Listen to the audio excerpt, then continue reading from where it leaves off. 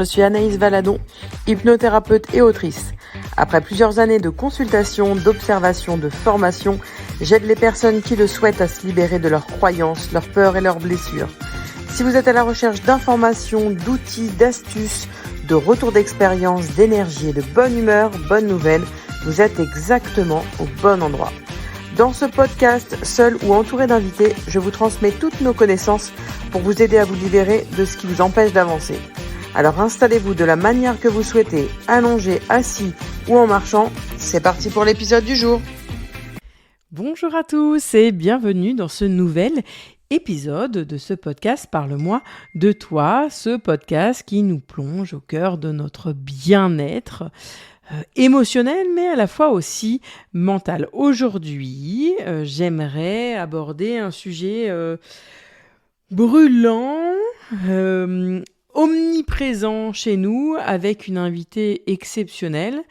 Justement, pour en discuter avec nous, on va parler des kilos émotionnels. C'est sans surprise, vous l'avez vu dans le titre. Alors, ces kilos, vous savez, ces kilos émotionnels, c'est ces kilos qui s'accrochent à nous, non pas à cause de ce que nous mangeons, mais surtout de ce que nous ressentons. Et c'est un sujet, je vous l'ai dit tout à l'heure, qui touche beaucoup d'entre nous. Et j'ai vraiment la chance de recevoir avec moi une experte dans ce domaine. Mais avant d'écouter notre échange, j'aimerais vous rappeler que si vous aimez ce podcast, pensez à vous abonner et à laisser un commentaire ou même de mettre la 5 étoiles sur le podcast parce que votre soutien compte énormément pour moi parce que ça me permet de continuer de produire, d'avoir un contenu de qualité et de monter en tête de liste pour être pour transmettre le plus possible ce message. Alors si vous avez envie de laisser un commentaire, sachez que vous aurez la chance d'être mentionné dans mon prochain épisode. Alors n'hésitez pas à laisser un commentaire, ça fait toujours plaisir. Allez, c'est parti. Avant cette pause musicale, pour vous plonger dans le vif du sujet. Aujourd'hui, j'ai la chance de recevoir Johanna Verdi. Je vais vous la présenter, mais d'abord, j'aimerais te saluer. Bonjour Johanne. Hello, merci Anaïs pour l'invitation. Avec plaisir. Alors, je vais vous la présenter. Johanne, elle est coach de vie, auteure du guide Mon cahier de kilos émotionnels, créatrice du programme Déjeuner en paix. C'est une ancienne aussi mangeuse compulsive. Elle partage aujourd'hui ses connaissances sur Instagram, mais aussi sur des podcasts qui, je vous invite d'ailleurs à aller les voir, qui sont hyper intéressants. Elle communique de manière sincère et passionnée. Elle aborde donc tout ce qui est kilos émotionnels et tout ce qui peut être relié. Donc, je suis très heureuse et vraiment ravie de l'accueillir aujourd'hui, car on va parler d'un sujet omniprésent sur la toile, qui parfois malheureusement fait des dégâts, mais qui pour moi est essentiel de parler pour lever les tabous, les fausses croyances et tout ce qu'il y a autour. Est-ce que cette description te convient, Joanne ? Ouais, elle est top, topissime, topissime. Tu sais, J'ai rien oublié. je me fais une petite tape sur l'épaule en m'écoutant, fière du chemin parcouru, en me disant que les années de galère n'ont peut-être pas totalement servi à rien, vu le résultat aujourd'hui. Donc c'est chouette.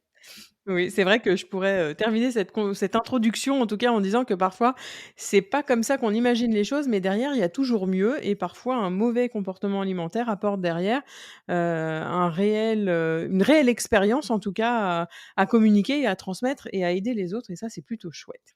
Alors pour commencer et pour éclaircir le sujet, peux-tu me donner, toi, ta définition des kilos émotionnels? Alors, pour moi, les kilos émotionnels, c'est tous ces kilos en trop qui sont engendrés par tous ces moments où tu manges, non pas parce que tu as faim, mais parce que tu sais pas comment gérer tes émotions autrement qu'en mangeant. Hein. Et en fait, tous ces moments, effectivement, tu manges trop, tu manges plus que tes besoins et ça génère des kilos en trop. Donc, c'est ça que j'appelle les kilos émotionnels. Hein, c'est pas les kilos de la malbouffe, c'est pas juste que tu sais pas te nourrir. Parce qu'en général, les mangeuses émotionnelles, elles pourraient être diététiciennes ou nutritionnistes elles-mêmes. C'est vraiment des kilos qui sont liés, on va dire, à une incapacité à gérer ses émotions autrement qu'en mangeant. c'est une belle définition. J'en reste sans voix. Parce que c'est exactement ça et je vais rebondir sur quelque chose que tu as dit là et qui est très marquant. C'est que, la mangeuse, je sais plus comment tu as dit, finalement, pourrait être diététicienne elle-même. Parce que souvent et je par mon expérience personnelle, je m'en suis aperçue, souvent quand on a des problèmes avec l'alimentation, on connaît ce qu'il faut manger, on connaît ce qu'il faut faire et parfois on sait même la raison pourquoi on le fait et pourtant il y a rien qui bouge parce qu'en fait on n'a pas été chercher au bon endroit. Mais voilà, on pourrait être diététicienne alors, 1000 excuses aux diététiciennes et aux nutritionnistes qui nous écoutent, mais c'est parce qu'on a tellement écouté vos conseils et vos avis, c'est qu'en fait on sait ce qu'il faut faire et pourtant, bah, il y a un blocage et on ne sait pas pourquoi, on en est là et pourquoi on n'arrive pas à avancer. Et d'ailleurs, dans tes podcasts, tu parles du mécanisme des kilos de protection. Est-ce que tu peux nous en parler? Est-ce que tu as des exemples à nous donner pour qu'en fait les personnes qui nous écoutent comprennent? Ouais, alors il y a différents mécanismes. Effectivement, moi, je parle de mangeuse émotionnelle au global, et je travaille aussi spécifiquement sur le mécanisme des kiloprotections. Alors les kiloprotections, en fait, c'est lié, on va dire, à cette sorte de, contradiction interne, conflit intérieur. Il y a une partie de nous qui rêve d'être mince, alors je parle au féminin parce que c'est quand même un sujet qui se joue beaucoup, beaucoup au féminin, mais en gros, tu rêves d'être mince, d'être belle, d'être sexy, d'attirer l'attention, d'attirer les regards. Mais il y a une partie de toi, en fait, qui a peur d'être cette personne. Il y a une partie de toi qui a peur d'attirer les regards, qui a peur d'être sexy, qui a peur de la sexualité, qui a peur de l'attirance potentielle et qui, du coup, en fait, malgré toi, te fait manger plus que tes besoins. Parce que il y a une partie de toi blessée, une partie de toi vulnérable qui se sent en danger. Et quelle est la meilleure façon de se protéger que de garder des kilos en trop comme une couche de protection entre nous et les autres, hein. Donc c'est vraiment ça les kilos de protection. Mais Ouais, c'est vrai, ça me fait penser, mmh excuse-moi, vas-y. Non, non, je t'en prie. Mais voilà, c'est vraiment, ça c'est, on va dire, un axe spécifique des mangeuses émotionnelles. Mais des mangeuses émotionnelles, en fait, tu en as aussi qui sont pas forcément engluées dans les kilos de protection, hein. Tu peux, manger, par exemple, moi c'est à titre perso, pendant mes années de galère, je l'ai identifié a posteriori, mais je prenais 2, 3, 4 petits déjeuners de suite, simplement, en fait, parce que je détestais mon job et c'était une façon de repousser le moment où je devrais y aller. Tu vois? Ou, ça peut Mmh. être, à la fin de journée, une mère de famille qui a bossé dur toute la journée, beaucoup de stress, enchaîné des réunions, des responsabilités. Tu rentres à la maison, t'enchaînes les responsabilités et la charge de gérer ta famille, nourrir tout le monde, donner le bain et cetera, faire les devoirs et puis enfin, quand tout le monde est couché, bah, en fait, tu manges. Tu manges parce que c'est ta façon à toi de t'apporter le réconfort, la pause que tu as pas forcément eu le reste de la journée. Donc tu vois, c'est Mmh. vraiment une sorte de millefeuille, c'est vraiment multifacette et tu l'as bien dit, souvent les gens en fait, les personnes savent ce qu'elles doivent faire. Mais la phrase qui revient souvent c'est: «Joanne, je sais ce que je dois faire, mais je n'y arrive pas». Pourquoi? Hein, je sais qu'il faut pas défoncer une tablette de chocolat devant la télé le soir ou un pot de glace. Je sais que c'est pas terrible de défoncer des paquets de chips dans ma voiture, entre mes rendez-vous, mais j'arrive pas à m'en empêcher. Pourquoi? Voilà. Et donc Mmh. parmi ces sujets, il y a la gestion des émotions, il y a effectivement les kiloprotections, les contradictions intérieures entre celles qu'on a envie d'être et celles que notre inconscient a envie d'être pour rester en sécurité. Et voilà, c'est tout un millefeuille, plein de couches qui se superposent et qui méritent d'être explorées et qui n'ont finalement rien à voir avec le comptage de calories, hein. C'est ça Ouais, qu'il faut c'est vrai retenir.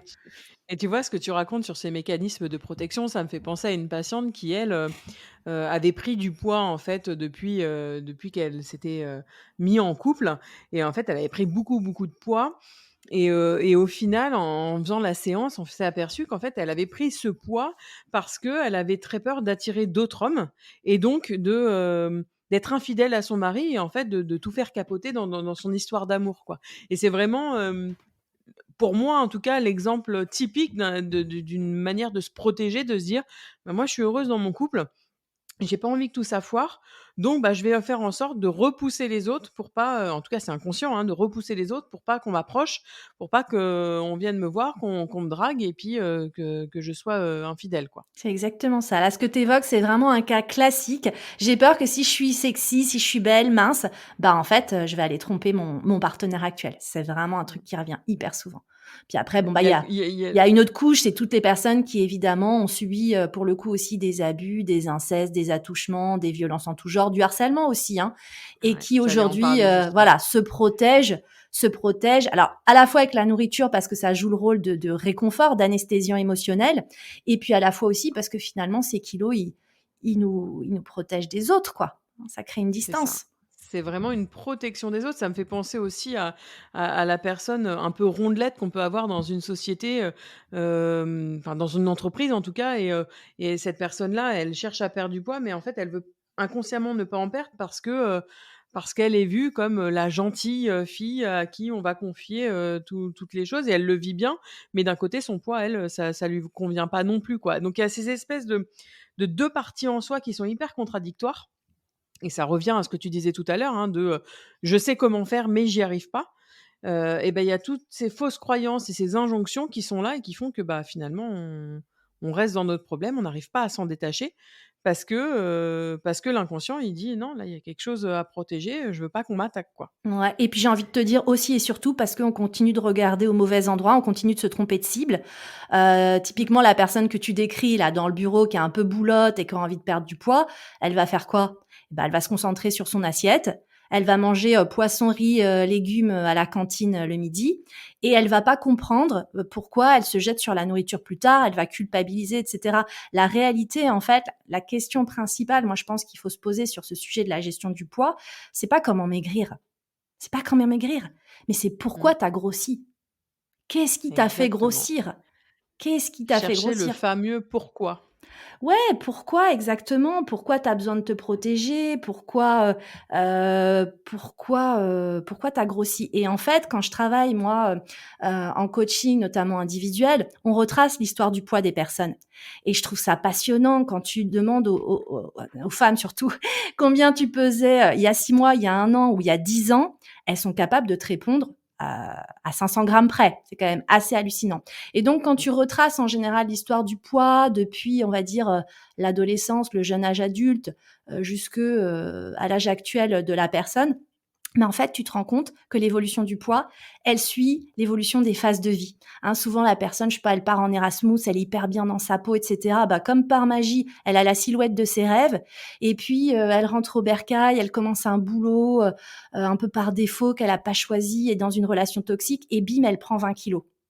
Et on a tendance à se Exactement. focaliser sur les évolutions de poids.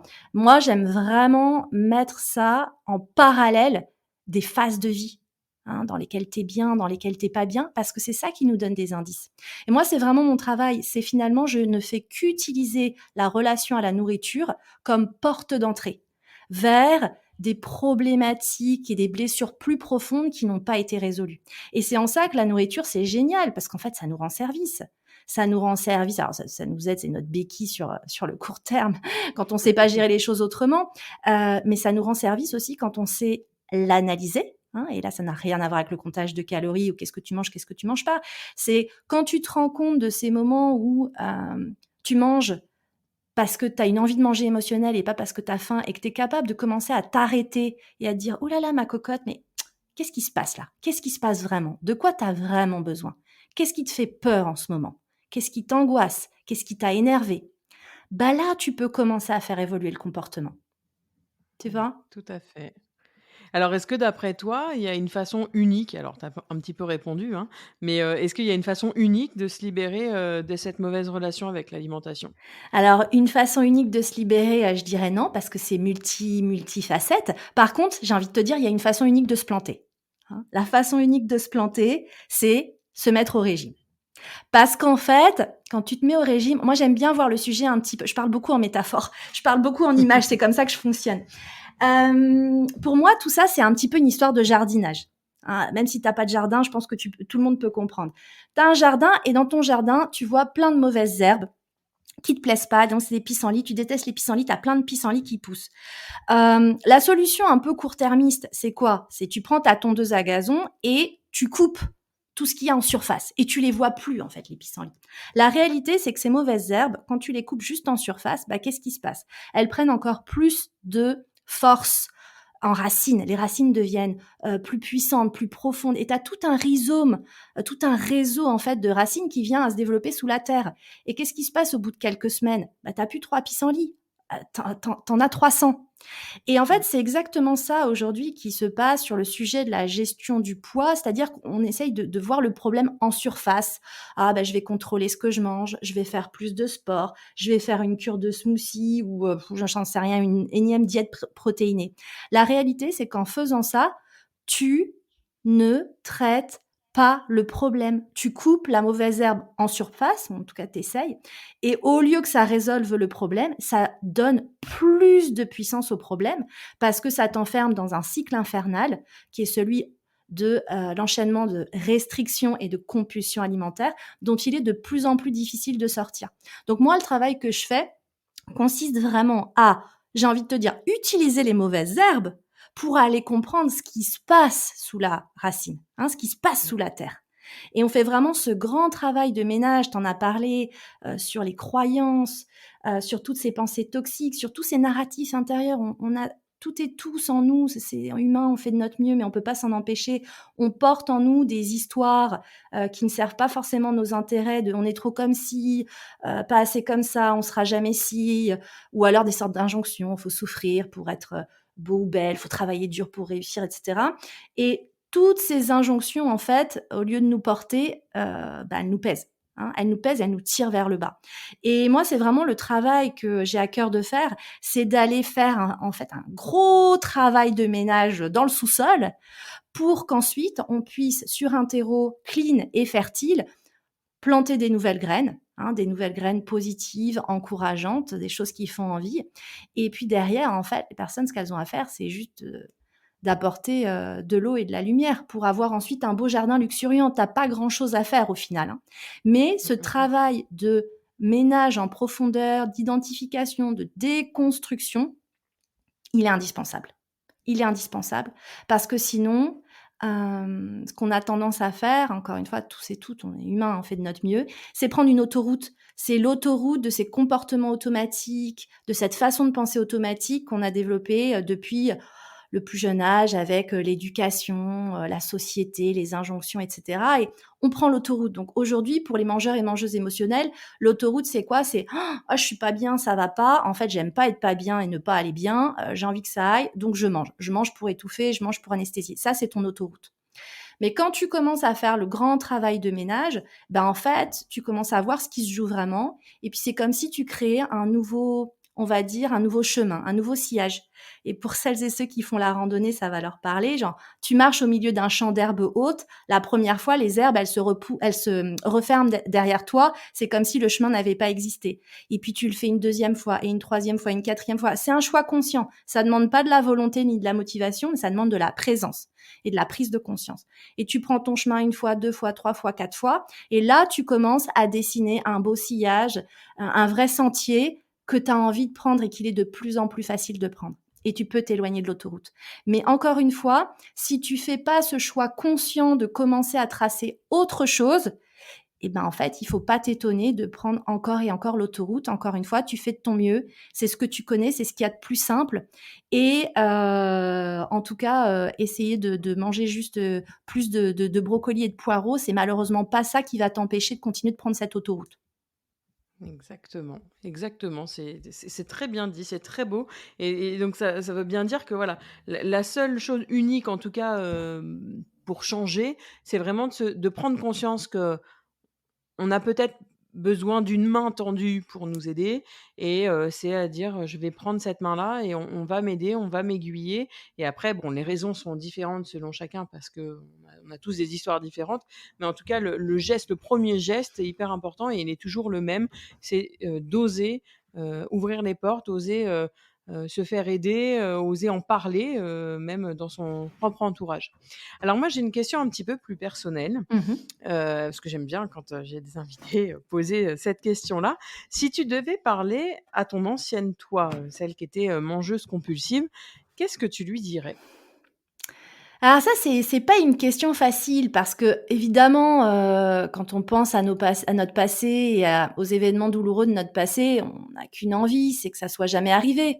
Donc si j'avais envie que ça arrive pas, je lui dirais quoi? Je lui dirais: «Ben, quand tu as comme ça une compulsion alimentaire, ma chérie, déjà, arrête de manger, debout devant la porte ouverte de ton placard ou de ton frigo, prends une chaise. Prends une chaise, prends une assiette». Ça déjà, ce serait la première chose.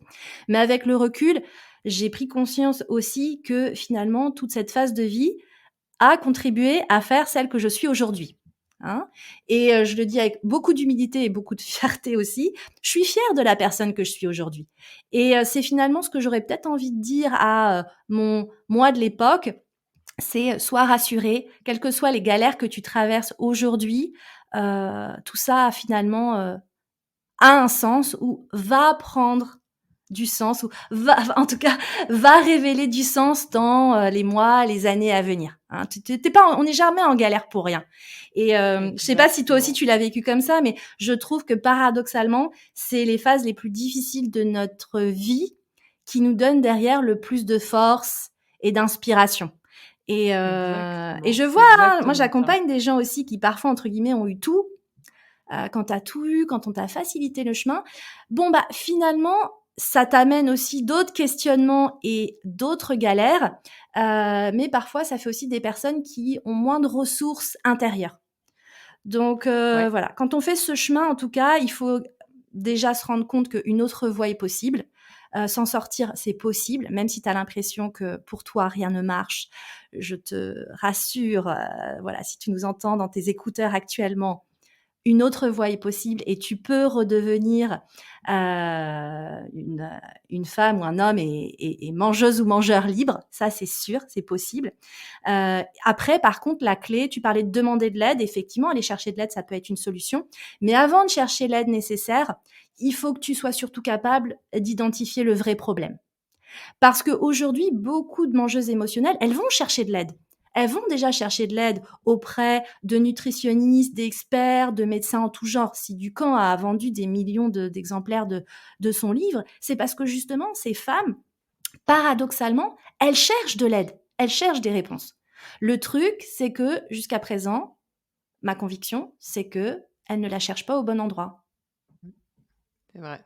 Elle cherche, un endroit, voilà, elle creuse dans le sable en pensant, chercher un bijou parce qu'on leur a dit qu'il y avait un super bijou dans le sable et puis, en fait, elles tombent sur de l'eau et elles se disent: «Ouais, c'est cool, ça doit être en dessous» et puis je creuse, je creuse, je creuse jusqu'à, complètement finalement se noyer. Et c'est vrai que c'est important de le rappeler et surtout, moi, je voudrais rajouter, dans cette notion de pousser les portes et d'aller, se faire aider, c'est qu'il y a pas, une manière, précise. C'est-à-dire que c'est peut-être l'ensemble de plusieurs pratiques qui vont, nous aider à sortir de là. Là, voilà, nous, on a 2 métiers complètement différents et pourtant on peut, toutes les 2 travailler sur le sujet. Mais j'ai envie de dire que l'une, parfois, ne va pas sans l'autre, parce qu'on aborde les choses de différentes manières. Et c'est vraiment important de se dire, je vais pas, que voir un psy ou je vais, que, prendre, des médicaments ou je vais que faire du sport. C'est l'ensemble de toutes ces solutions-là qui vont nous faire sortir de ce carcan-là ou dans lequel en fait, on est complètement, noyé par rapport à ça. Il y a aussi quelque chose que je voulais rajouter, c'est que vous êtes peut-être mangeur ou mangeuse compulsive là, actuellement dans votre vie ou vous l'avez été, mais ça ne vous définit pas. C'est un trait de votre caractère qui a lieu pendant une partie de votre vie. Ça ne vous définit pas, ça fait pas quelqu'un de vous mauvais ou mauvaise. Vous pouvez vous sortir de là, il est possible de sortir de là. Merci en tout cas, Joanne, d'avoir accepté d'échanger sur le sujet, aujourd'hui.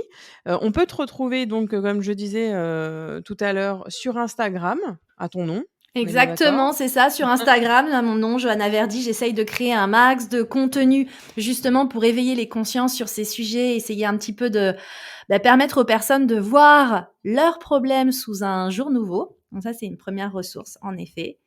Et puis, Et tu tu l'as aussi, dit, tu as ton le podcast podcast. aussi qui s'appelle Kilo émotionnel. Exactement, le podcast Kilo émotionnel. Il y a déjà un certain nombre d'épisodes. Je sais que les personnes qui l'écoutent, en tout cas, ça résonne énormément. J'essaye vraiment d'amener vers un maximum de prise de conscience. Parce qu'encore une fois, la prise de conscience, c'est la première étape la plus importante pour se décoller de soi-même. Et comme je disais tout à l'heure, arrêter de prendre l'autoroute, quoi, sortir des comportements automatiques. Donc, la prise de conscience, elle est clé. Après, évidemment, faire le travail un petit peu en miroir, d'aller creuser. C'est pas forcément toujours évident de le faire seul, en autonomie. Donc c'est pour ça que derrière, avoir, un thérapeute, un accompagnant, un coach, c'est quelque chose qui peut permettre, effectivement d'aller plus loin, de creuser davantage. Très bien, bah, merci à toi encore et puis je te dis à très vite. Merci Anaïs, à bientôt! À bientôt. Et voilà, ce superbe épisode touche à sa fin, un épisode passionnant sur les kilos émotionnels. Un grand merci à toi, Joanne, pour ces précieux conseils et pour avoir partagé ton expertise avec nous. J'espère que vous avez trouvé de la valeur dans notre discussion aujourd'hui. Si ce sujet vous a touché ou si vous avez des questions, n'hésitez pas à en faire part dans les commentaires ou directement sur les réseaux sociaux. Vous savez, votre avis compte énormément pour moi et ça me donne l'énergie de continuer à créer du contenu qui vous aide à la fois dans votre parcours, mais aussi dans vos déclics. N'oubliez pas de vous abonner pour ne pas manquer les prochains épisodes. Et si vous avez l'envie, vous aussi, de participer au prochain podcast, je vous invite à venir vers moi et puis je serai ravie de vous entendre et d'entendre votre expérience au micro. Je vous dis à la semaine prochaine dans un nouvel épisode.